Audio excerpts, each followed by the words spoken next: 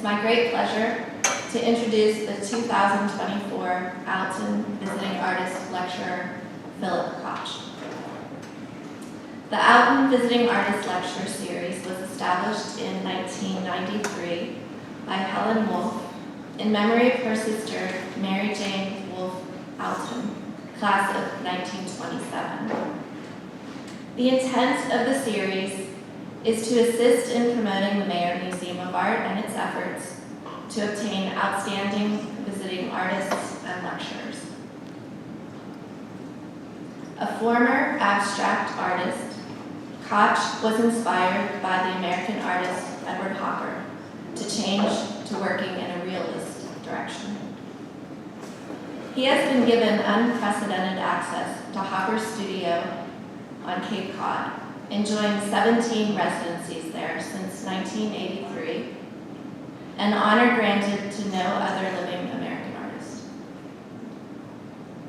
18 American art museums hold Koch's work in their permanent collections, including the Allen Memorial Art Museum at Oberlin College, the Birchfield Penny Art Center, Butler Institute of American Art, the Memorial Art Gallery, the Minnesota Museum of American Art, and of course the Mayer Museum of Art at Randolph College. We recently acquired his drawing, Edward Hopper's Studio, Truro, from 2020, which is currently on view in Gallery 4. Koch's work has been featured in at least 18 solo museum exhibitions. I keep losing count. I was asking him on the walk over, and it just keeps going up. Koch holds a BA from Oberlin College and an MFA from Indiana University. He is an emeritus professor at Maryland Institute College of Art. Fun fact, Koch is the great-grandson of John Wallace, a Scottish landscape painter, and the grandson of John Capstaff, the inventor of the first commercially available color film, Kodachrome. However, despite his family,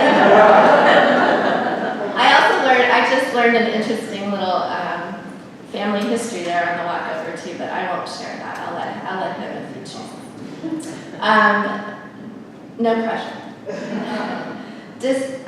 Despite his family link to photography, Koch is committed to working from only direct observation or from memory rather than painting from photographs.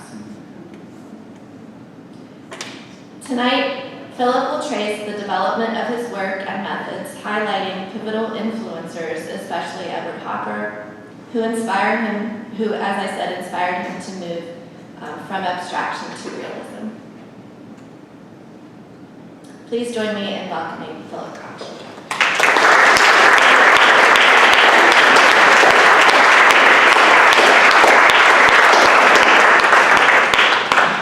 Hi, everybody. Thanks for coming out. First off, isn't this a nice exhibit, this group of prints from the collection? You got to figure out which is your favorite before you go home. That's your assignment. And then coming up next is the big annual show. It's going to be a monster show that I know Martha and Laura, etc., are working hard to get together book arts by women artists, totally different than what I'm doing with my own work. And your assignment for that show also is to see what your favorite piece is. Can't take it home, but it's very important to prioritize. I want to get started just by saying I found my way to the Mayer Museum entirely because of that crazy Edward Hopper painting that you've got in the other gallery.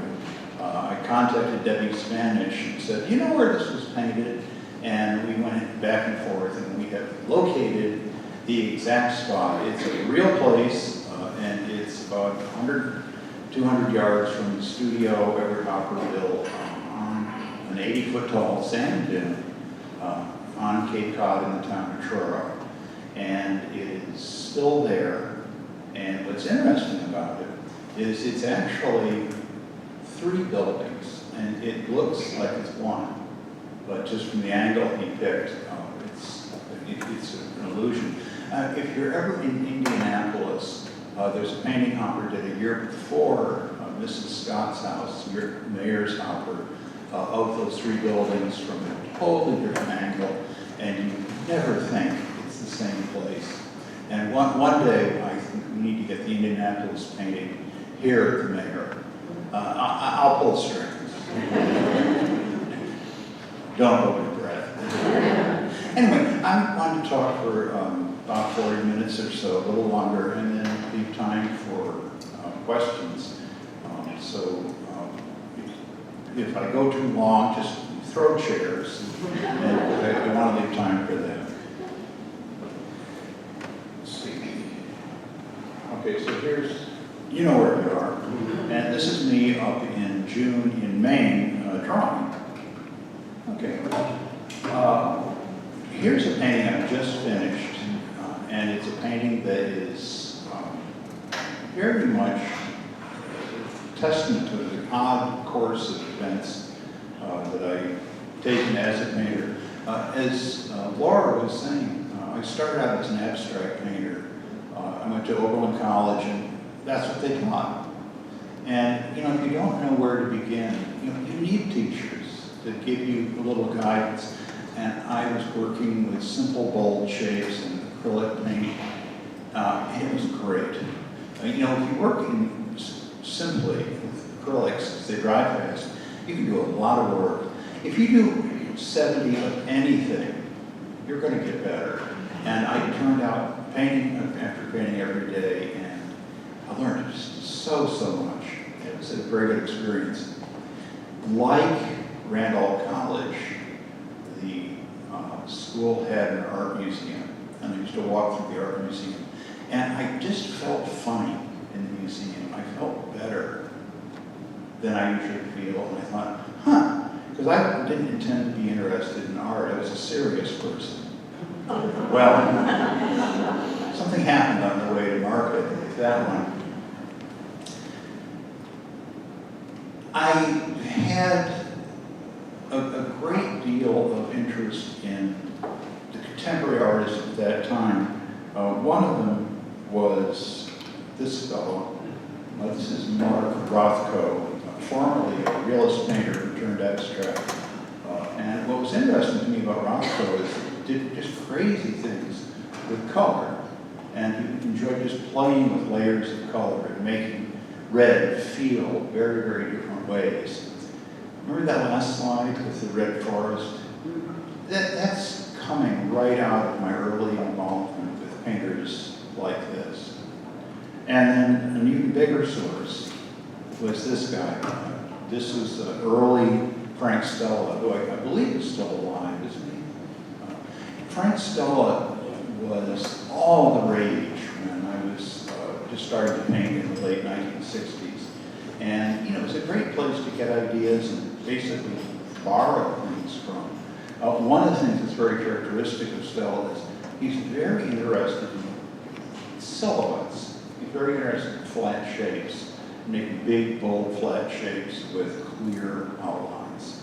And you can see some of that happening here, and that's something that I do in all my work. It's very silhouette oriented, and it almost always has clear outlines. Now, a lot of that comes from my Frank Stella influence. Well, every happy story comes to an end. I found my paintings were starting to look very much alike, and they all were becoming too easy to do, and maybe they weren't very good, I started wondering. And I thought, maybe this really is not the most important way for me to work. Here's a painting that was the first painting I ever saw. The first painting I paid attention to. Time magazine, which at one time was a big deal. There was a time when there was no internet. And magazines were big. My parents had a subscription to Time magazine, and when I was 15, I was leafing through it, and I came across this painting. I had no interest in art. I was interested in girls. And I remember stopping in my tracks and saying, now, That's a painting. And I moved on. Years later, I come back and looked at it probably very closely, and there's a couple of things about it that I wasn't seeing in those last two slides. The Frank Sell with the curved geometric shapes, the Mark Rothko with the layers of red. One of them is a sense of light. Let's face it, aren't you all secretly afraid of the dark? I am. And I find great joy in reading the sunrise and enjoying the light that nature gives us. And I thought, that one strikes a chord in me. I don't know how to get that working abstractly. Another thing is the edges, where one color meets the next. Some of them are really crisp, like in that Frank Stella abstract painting I just showed. Some of them are fuzzy and blurred. And I thought, that's so much like real life, where sometimes ideas just are very distinctly different from each other. Other times, something almost bleeds into a neighboring idea. The relationship between separate things is not always a hard and fast line. I thought, that's something that feels a lot like what my life is like. Not everything's clear, hard, and sharp. And I thought, golly, that's interesting. And then lastly, the range of intensities of color. I mean, he made a lot happen with very low intensity color. That sometimes, the loudest message comes through with a whisper. It's not always shouting.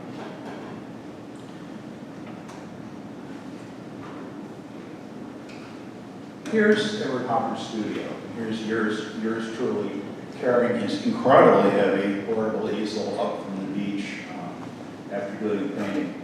This is a studio that Hopper built with his wife's money in 1934 at the height of the Depression. This guy was lucky in many, many ways. And this is the path he used to take to go down to the shore to go swimming. He used to swim by himself because he liked to do everything by himself. He's a profoundly introverted, shy man. The big window, see that? It faces north, and it floods his painting room. And the last slide of the two doorways, that was painted in his painting room. That's this big 12-foot tall studio window. Just a beautiful thing. I had a funny thing happen. I mentioned I was starting to feel, looking at Edward Hopper and other realist painters, that we were getting onto something I needed to get into. And I decided to take the plunge and do some realist painting. I figured, well, if I paint trees, I can't screw it up too bad. So I went outside, my paint box, sat on the ground, painted a painting. Well, the first one wasn't so good. Then I thought, well, try again, Phil. And the second, maybe it was the third painting, I was going to Indiana University for my graduate degree in painting. I went and painted in the park. This is so great.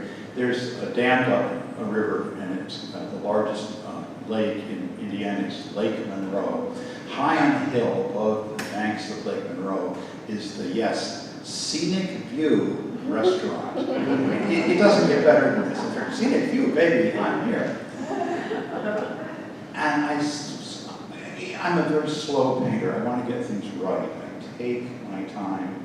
I consider almost too much, but that's what I need to do to get a really strong painting. So I sat on the ground in this pavement parking lot for 5 days in the morning. It was July. Southern Indiana gets really hot. I hate the heat. But the painting was coming along pretty well. By the end of the 5th day, on Friday, I thought, gee, I really stumbled into something. I've got some new wind in my sails. The back door of the restaurant opens, and out comes this woman. And she walks over to me and she says, "What are you doing?" And I said, "Well, I did this painting." She says, "Yeah, I know. I've been watching you for a whole week. I'm the dishwasher." And I look at the same view, and it's something that is my life. Let me see the painting. So I show her the painting. It's pretty good. She says, "I want to buy this painting. And I thought, oh gosh, this was a really important painting to me, and I didn't want to sell it. I didn't have a photograph of it. But she was so eager and so sincere and so unpretentious. She said, how much is it? I said, oh, well, this was a long time ago. I came up with $60. Yeah, I didn't know if it was a lot or little. She said, oh. And her face fell. And then she said, could I pay it off over time? And I thought, oh, she really wants this. Who am I to stand in the way of this woman's collecting? So I gave her the painting. You know what? Next week, $10 bill comes in the mail. You know what happened the next week? $10 bill comes in an envelope. You know where I'm going with this. In 6 weeks, she paid the painting off. I was blown away. I was really moved that here's somebody who'd never been to an art museum, doesn't know who Picasso was, but this was something that she really thought would enrich her feelings.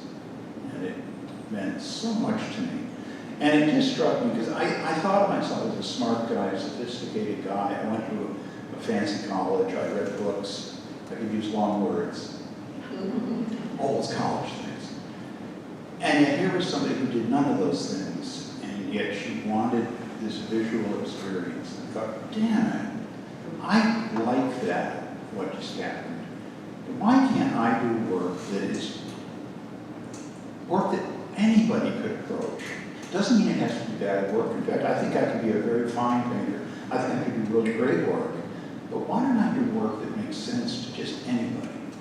And that's really my aesthetic philosophy in a nutshell.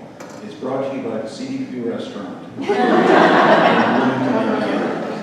And to this day, that's why one of the big reasons I use recognizable imagery, because it opens the door to people who will never come here, who would feel intimidated to come here. I want to do work that will open eyes. And before you do it, you've got to make people, you've got to welcome them into your world somehow. That's my aesthetic philosophy. I guess we can stop now, but maybe I'll show you some pictures. Oh, you might know this painting. This is a painting by an obscure 20th century realist painter. This is your ever popular painting, of course. Now, there's a couple things that's really cool about this painting. It's real good. How do I know it's real good? Well, it's really good because every time you look at a painting that has real strength, you're likely to see something different in it. I was trying to think, gosh, what am I going to say to these people down in Lynchburg when I give this talk? So I was looking through images of this, and I noticed something. Let's see. No, yeah, see this? I never noticed that before. I looked at this painting hundreds of times. Don't you always look at the house? Then you kind of look at the dunes. But then look at that little, it's almost like a beak of an eagle. It's like, what's that doing there? And it's something that he really wanted you to notice. It's a very empty painting. There are no people, but it has a kind of energy, mood to it. I sort of feel like the giant sand dunes are almost like breathing lungs. These have aliveness to them. He put in things that are unexpected because he knows that the meaning of this house, the meaning of where Mrs. Scott, who's a real person, lived, was amplified by where it was. Wait, I'm supposed to talk into the microphone. I'll stay here. Okay. See, where it is? Oh, here it is. Okay. You have to press the button for it. It's these little new lessons. They're tough. You know? Look at this yellow. Look at this yellow. Look at that yellow. These hillsides, these dunes are in very different places in space. Did you ever get into a conversation with somebody who stands too close to you? Especially if you don't know them and you feel, oh, this is strange. Did you ever stand with somebody who's backing away from you? Maybe it's somebody that you want in your life and they're leaving you. And it feels terrible. It feels terrible. Space is an emotional vessel. And one of the reasons I think this painting has a kind of almost mythic solitude to it. Has to do with how he builds the space around the house. Let's look at some of the little tricks this guy does. He puts stuff in that you don't expect, but it fits. Pressing the button, see this. See how good I am as a lecturer? Okay. This looks like individual blades of grass. It's not, but it evokes it. They all lean a little bit to the right. Look at the blades of grass on the hillside back here. Everybody decided to lean to the left. It's interesting. Was it really like that? No. Probably the wind was blowing and they were all blowing over, bent over the same way. Hopper knows, gee, I've got to find a way to make this middle dune have a different personality than the front painting. You ever seen a really lousy movie where you can't tell the characters apart? You know, it's a real hallmark of bad filmmaking. Good landscape painting, you can tell the characters apart. The front dune feels different than the middle dune. Look at the color here. It shifts away from the warm yellows we saw here and here. It's a bleached out yellow. It's a very barely yellow at all.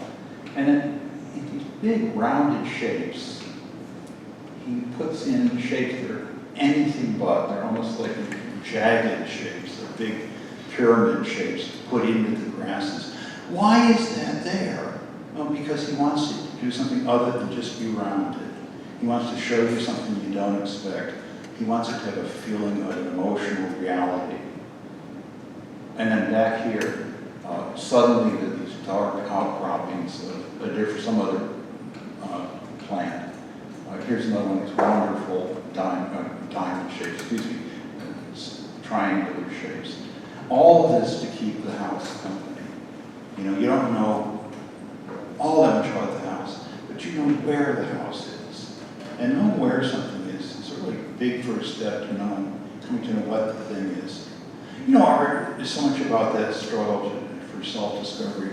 Like, who are we? Who am I? Don't you ask yourself that?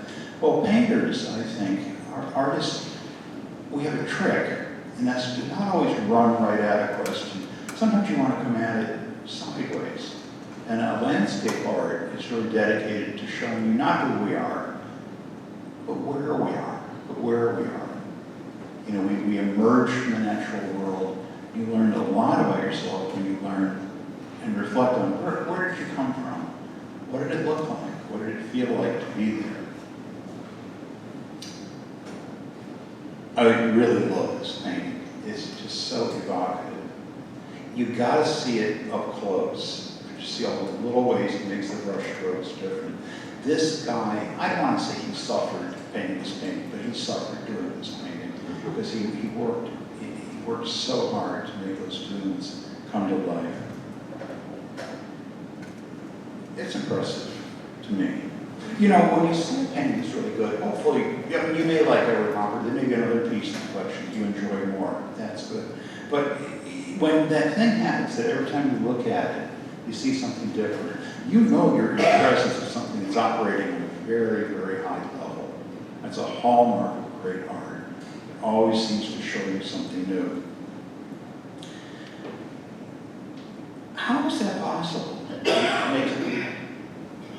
New things keep emerging. I've got to ask you, have any of you ever done something really stupid? You don't have to raise your hand, just a simple blink will do it. And yet, haven't you all been in an incredibly challenging problem? And you don't know how you did it, but you solved it. Maybe you were lost, maybe you were afraid of a conversation, maybe it's a math problem, maybe it's your kids, and you somehow knew what to do. And then you say, how did I do that? You've all been there, right? Yeah. Where did the good ideas come from? Well, I think it's because we're all larger than we know. We're only able to be aware, I think, of a very small part of our personalities. There is a whole other side to us that remains hidden from our view. A lot of times, and it's the human unconscious, for lack of a better word, a lot of times it stands aside and watches us. Sometimes I think it's saying, okay, smarty, let's see you get yourself out of this problem.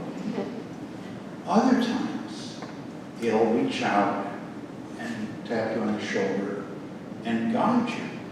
And you say, gee, I'm getting this urge to try this. I don't know why, but I just have a feeling it might really work. Haven't you all had that experience? And you say, gee, I did it. I did this thing I don't know how to do. Where did this insight come from? Well, when you see art that's really good, that you think is really good, you are seeing the evidence of this in operation. Hopper, and he had his problems with personality, but he was supremely talented at finding ways to access that inner, hidden, creative side of himself that dwells in the part of our personality that we don't have direct access to. It's a bit of a mystery.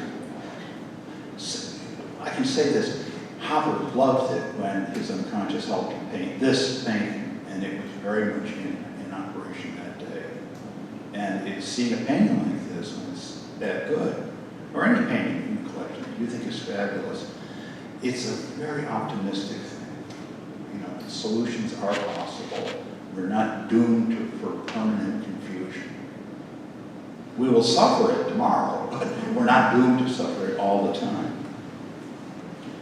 Okay, art historians are famous for talking for an hour and a half while one slide is on the screen. And I'm in danger of slipping into that, but I'm not an art historian. I'm a more evolved being. I make things with my hands. Okay.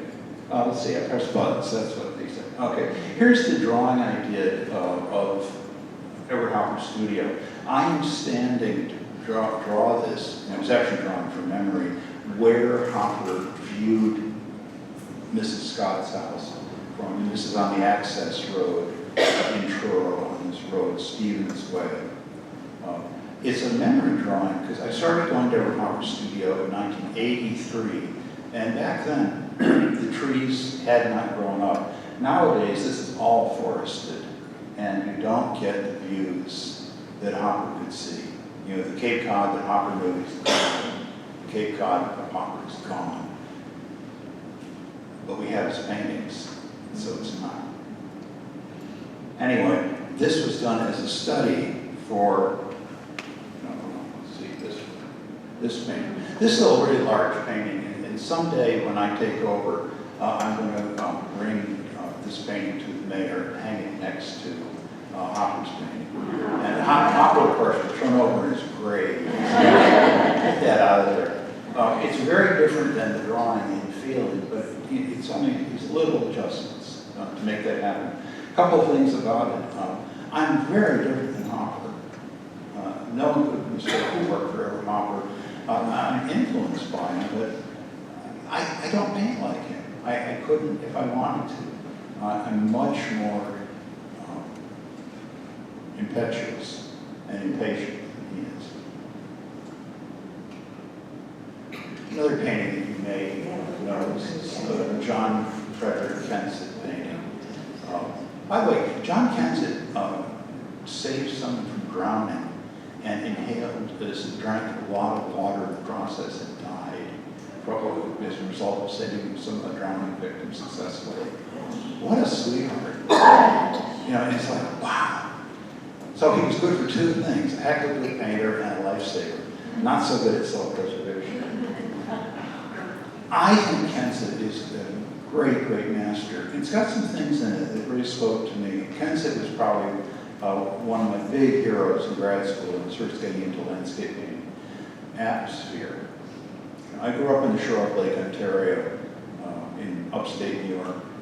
It looked a lot like this, a lot of the time. One of the things that you can also see in Kensett is lovely, even gradations of color, sliding effortlessly from one color to another. And lastly, see that monolithic rock at the right? See, he's very interested in breaking it up so that it's not just a simple monolith. It's got a physical presence, but then it's got some decoration on it that makes it a more surprising entry into the painting. He put in more than he had to. He put in more than you'd expect. This is a painting that's a fairly recent painting. This is a painting that was done the eastern shore of Maryland, actually. Down at the bottom, you see some even gradations that you might see in Kensett. Up here, it doesn't look like Kensett at all, does it? But it's borrowing that idea of breaking up the monolithic shape to give people an additional chapter to look at. One thing that's also really fun about painting in oil is you can play with the color forever. And I would just have a very different color sense than Kensett, and a very different color sense than Edward Hopper. It's a wonderful medium. It also allows you to be slower than anybody, because it is a slow, torturous medium. It allows you to suffer for your art. No, don't you find sometimes you get a good idea right away, other times you're going to chew on things before you figure out a solution. Sometimes it takes weeks, sometimes it takes months. Oil paint lets you do that. That's why you know what I was about to say. That's why we great artists. You can't say that, even if you think it.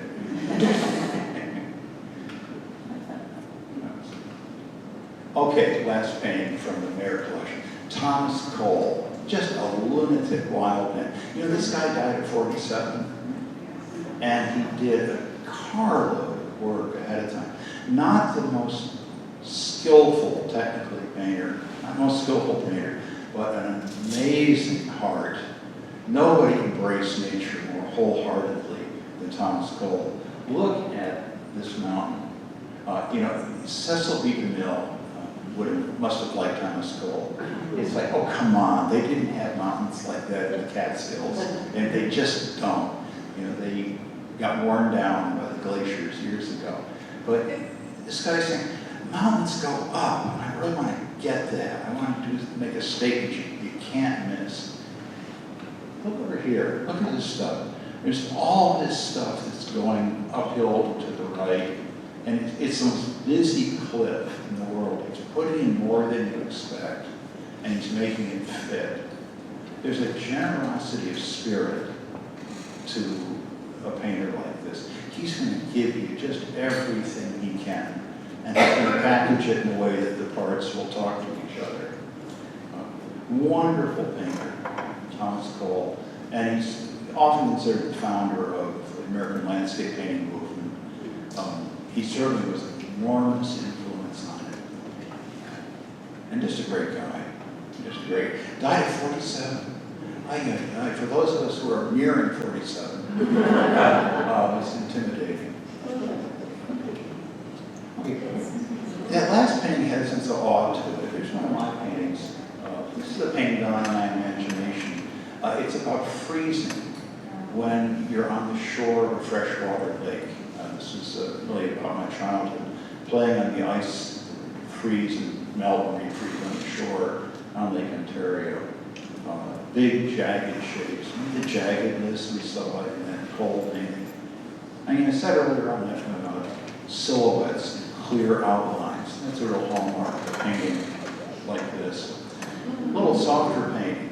This is a painting I've done from, again, imagination. It's about painting. I got the idea for this. I was staying at the Hopper studio, and it was a full moon. I thought, well, wouldn't it be something to go sailing out on Cape Cod Bay tonight? What would it be like? Now, is this possible, this kind of lighting? No. The color's impossible. But one of the things you have to do as a painter is figure out how do you take something that's a really grand, powerful emotion and find an equivalent. All you've got is a flat surface and colors. It's not a lot of ammunition.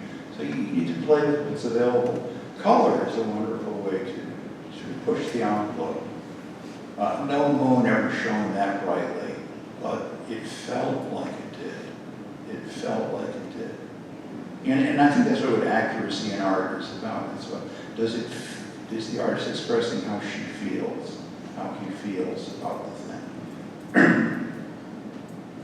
Not the literal truth. That's one of the reasons I don't work in photographs, because, did you see that tease that Laura gave during the intro? My grandfather, the photographer, I was throwing a beach ball in his living room, and he yelled at me. I was a little boy. I've never forgiven him. So I'm not going to do photography. I'll show him. See, I'm sure. No, he was an aloof gentleman.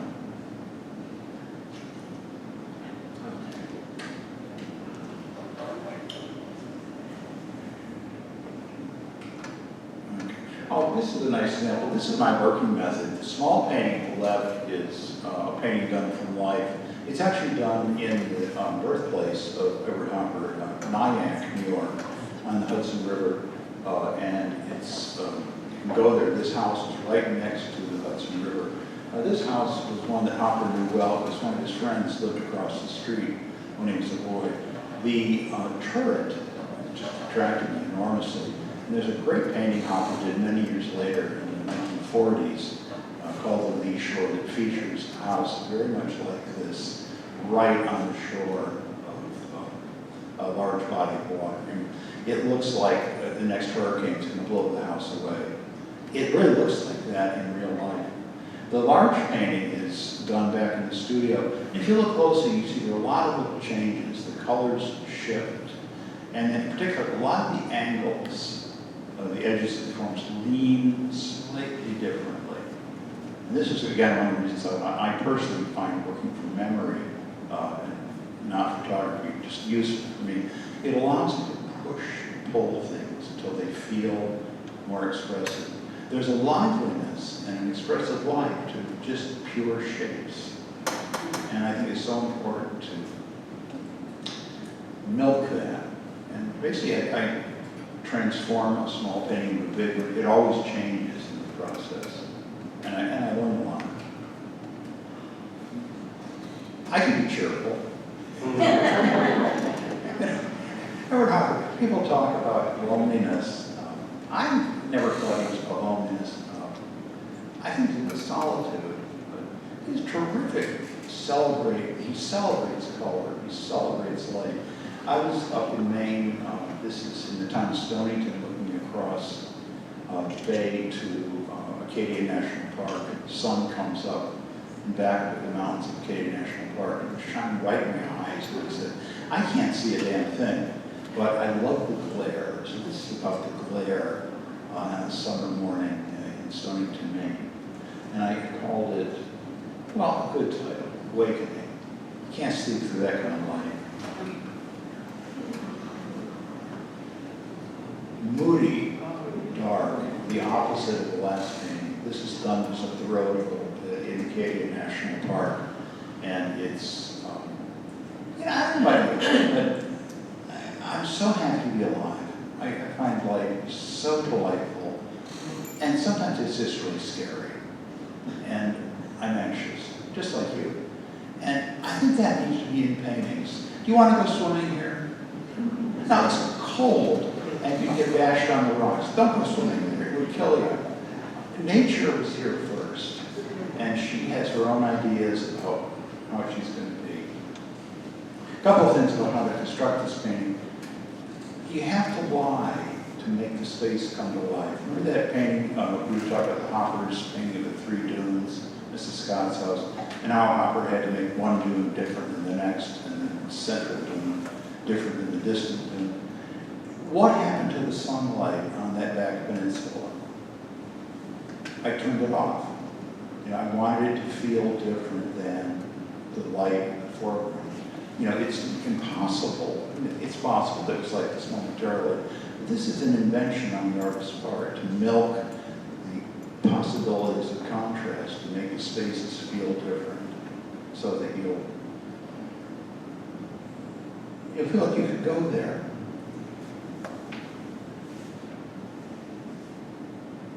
It's a big, cold, moody painting. I was a depressive collector. Why is it soon? I am kidding, a little bit. This is a painting I like, a very different side of nature. You know, when I was an abstract painter, I used to make fun of landscape painters. And if you told me when I was 19 that I was going to turn into a landscape painter, I just would have laughed. I said, oh, those people that paint barns? Oh, really? Well, here's a barn. I painted it. But the funny thing happened on the way to market. The barn kind of got lost because I got interested in something else. I got interested in this tree that is becoming vibrant and autumnal. And it was not like that. It was painted in June first. This is the second version. Just thinking, where could I go with the color? One thing that was very true in nature was the dark pines in the background, very dark, cold green. And that gave me the idea of making the middle slates different. The foreground, here, it's later in the fall, all the leaves have fallen off. I wanted a chance to get some purple grays into the painting. You can lie like mad about little things to tell the truth about big things. So never, ever trust an artist. Because by nature, they're storytellers. Want to hear what this really was? This is a tiny little cove in Maine. Solid bank of pine trees on the far shore. No mountains in the distance. And it just didn't feel right, so I started chopping down some trees. And then I chopped down some more trees. Then I got my earth moving equipment and made a channel going out to the sea. And then I thought, well, great place for mountains. So this is entirely invented. It's funny because it began as a very particular real place. It was the edge of a parking lot of a restaurant, but it was not the scenic view. But what a sweet painting this is, isn't it? Hopper never used these colors. You know, I think it's, I think color choices are things that, I think color sort of happens to artists. Okay. You ever wonder where Edward Hopper ate his breakfast cereal? Right here. The guy was a complete cheapskate. He got secondhand furniture at a secondhand store. He was always afraid the market for his art was going to go away because he saw that happen to his friends. You know, he was very successful in his lifetime, unusually so, but he was always very nervous that it was temporary, and so he saved his money. You know, the guy was almost 6'5", and these are not full-size chairs. They're 3/4 size chairs. I'd give anything to see this guy curl up and try to get his feet under that table. The table, by the way, is not that yellow. It's a cream yellow. But I thought, well, come on. Ed, you should have had a yellow table. That was painted from life in his kitchen of that studio that you saw me walking up the hill to early in the presentation. This is actually a house that Hopper painted also in 1940 or 41. He did an afternoon view of it with all the fields around it. I did this painting from drawings I did on the spot, and I just zeroed in on my favorite parts of the house. The painting is really one of my favorites. It really evokes brilliant morning light. And that's why I'm a realist painter. That's what's radical about realist painting. Is you can do things where you pull in your experiences from real life and make them tell a story. And to me, that's the radicalism in realist painting. It affected a big change in me. Here's my last slide. This is a peaceful note. This is my most recent painting. It just dried. It's going up to one of my galleries this coming weekend. It's done entirely from my imagination. But I'd really like to go there. What do you think? Who knows? It's called Summer Island. Okay. Anyway, thanks very much. I better stop now because it's time. I really appreciate your attention. I wonder if anybody had a comment or a question. Yeah.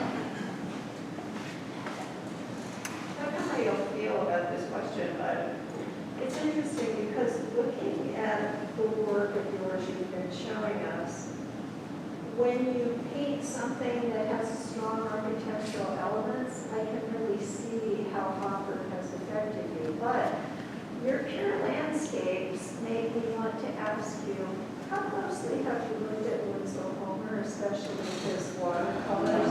Because your structure and your colors really remind me a lot of really, like his Adirondack watercolors that have these incredibly brilliant blues in them, a lot of horizontals. He's going to, Winslow Homer, he's going to be famous. I look at Winslow Homer a lot, and I think if I could only have one American painter, I'd take him. You know, and no one seems to be offering. I have a birthday coming up. But yeah, good comment. Hopper was a really loved Winslow Homer. Yeah, he got a lot of them. But Winslow Homer was just, nobody should be that good. But, and I'm envious and angry that he was, but I'm so glad that he was that talented. What a gift to us mortals. Those heavenly, sometimes depressing paintings, but marvelous sense of light and form and life. Winslow Homer. Yeah. Are you a sailor?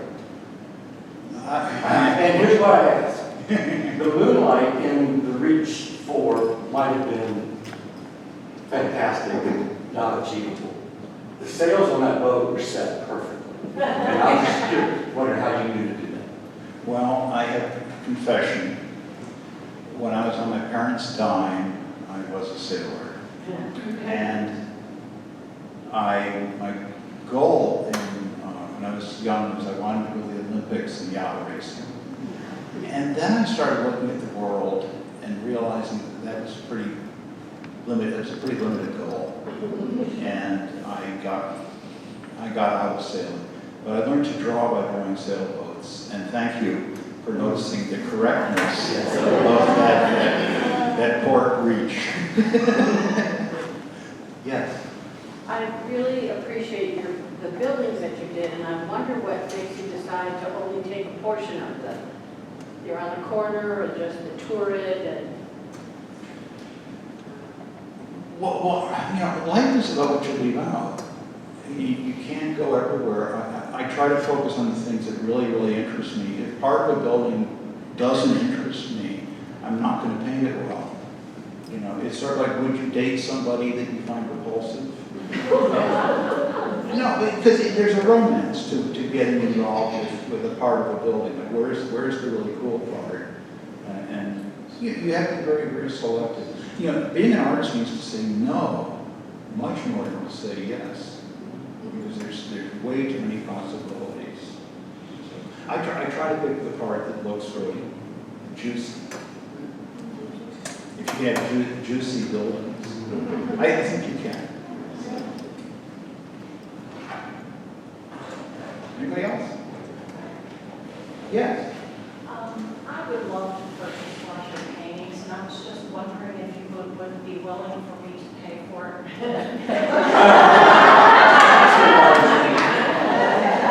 Are you a dishwasher? Yes! I think we all are. Let's talk. Oh, by the way, my work is for sale, and I'm having my next big exhibition next year at the Somerville Manning Gallery in Delaware, and it's a real classy place that showed the Wyeth family of artists and me.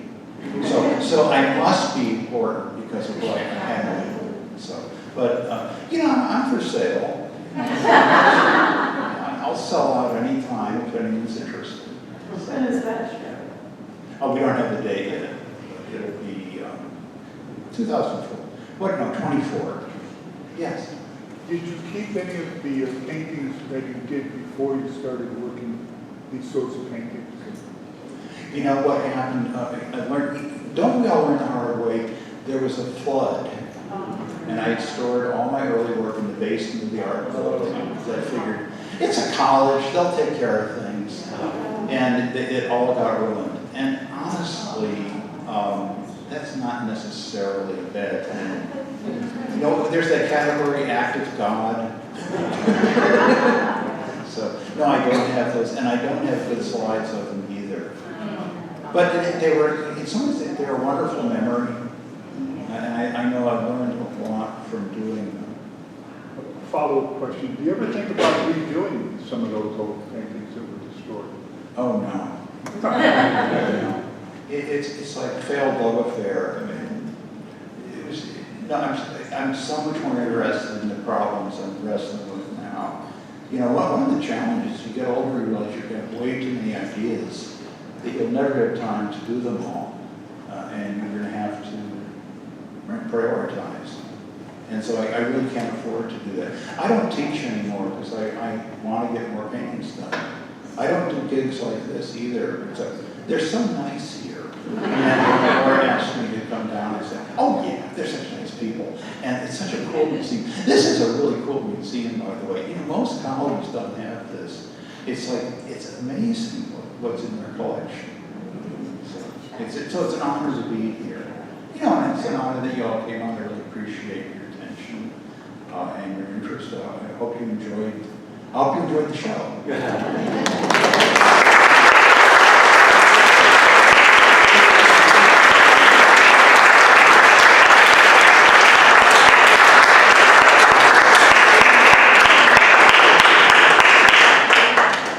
Philip's going to be around for, wait, let me check a few minutes. You might be able to catch him for in-person question. And then I'm whisking him away, so thank you. Thank you all for being here tonight.